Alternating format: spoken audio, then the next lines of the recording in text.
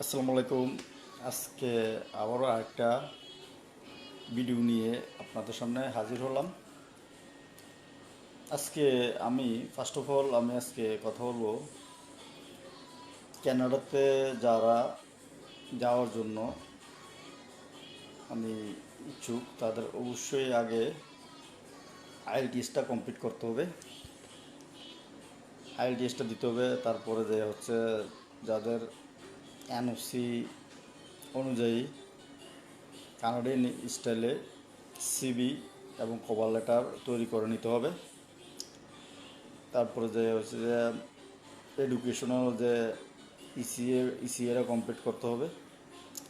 তারপরে বিভিন্ন তারা যে অথেন্টিক ওয়েবসাইট আছে আইআরসিসির, জব ব্যাংক, ইন্ডিয়ান, আরও অনেকগুলো ওয়েবসাইট আছে, গুগল থেকে দেখে নেবেন। এগুলোতে প্রত্যেক দিন কন্টিনিউ আপনার জব ম্যাচ অনুযায়ী প্রত্যেক দিন অ্যাপ্লাই করে যাবেন একটা মেলের মাধ্যমে। আপনাকে যদি কোনো কোম্পানি ডাইরেক্টর বা এমপ্লয়ার আপনাকে যদি চয়েস করে তখন আপনার মেইলে আপনাকে নক দিবে, এত এত তারিখে এত তারিখে আপনি ইন্টারভিউ নেবে এবং ইন্টারভিউতে আপনাকে সব ইংলিশে জিজ্ঞেস করবে। ইংলিশের ফ্লুয়েন্সি অনেক ভালো থাকতে হবে। কানাডাতে যাইতে হলে ইংলিশে পারফরমেন্স অনেক ভালো করতে হবে এবং ইংলিশে ভালোভাবে কমিউনিকেশন করে নিতে হবে। কারণ এটা যেহেতু ইংলিশ অ্যান্ড ফ্রেঞ্চ ভাষা চলে, দুটো ভাষা চলে, ইংলিশ এবং ফ্রেঞ্চ।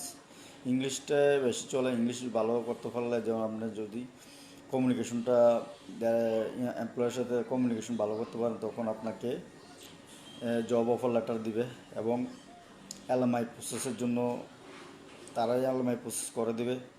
আপনার আপনি শুধু নিকটস্থ এমবিসির ভিতরে তারা মেলে বলে দিবে আপনি নিকটস্থ এমবিসির ভিতরে সব কিছু জমা দিবেন। এটাতে কোনো দালাল লাগে না এবং কোনো এজেন্সি লাগে না, নিজে নিজে অ্যাপ্লাই করে যাওয়া যায়। আর যদি আপনি কোনো কানাডাতে অনেকগুলো প্রোগ্রাম আছে, এই প্রোগ্রামে যেতে চান তাহলে আইআরসিসির যে রেগুলেটেড কনসালটেন্ট আছে তাদের সাথে অবশ্যই যোগাযোগ করে নেবেন। বাংলাদেশেরও কয়েকজন আছে, তাদের সাথে তাদের সাথে অ্যাপয়েন্টমেন্ট দিয়ে কথা বলে কোন প্রোগ্রামে যাবেন তা ঠিক করে নেবেন এবং তাহলে আর আপনারা কোনো টাকা পয়সা লস খাবেন না এবং লস হবে না।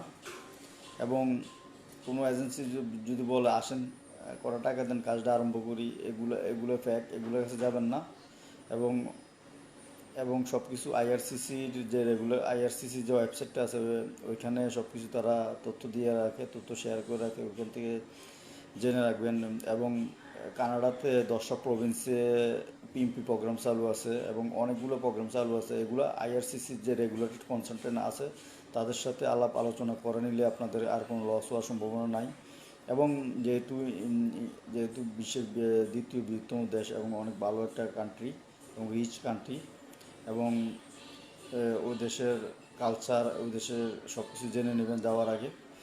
এবং ওই দেশে যাওয়ার আগে অবশ্যই ইংলিশে ফ্লুয়েন্সি ভালো থাকতে হবে এবং আইএলটিএসে আপনার যত পয়েন্ট ভালো থাকবে তাহলে আপনার ভিসা রেশিও অনেক বেড়ে যাবে। আজকে এ পর্যন্ত। পরবর্তীতে আবার আরেকটা ভিডিও নিয়ে আপনাদের সামনে হাজির হব। আসসালামু আলাইকুম।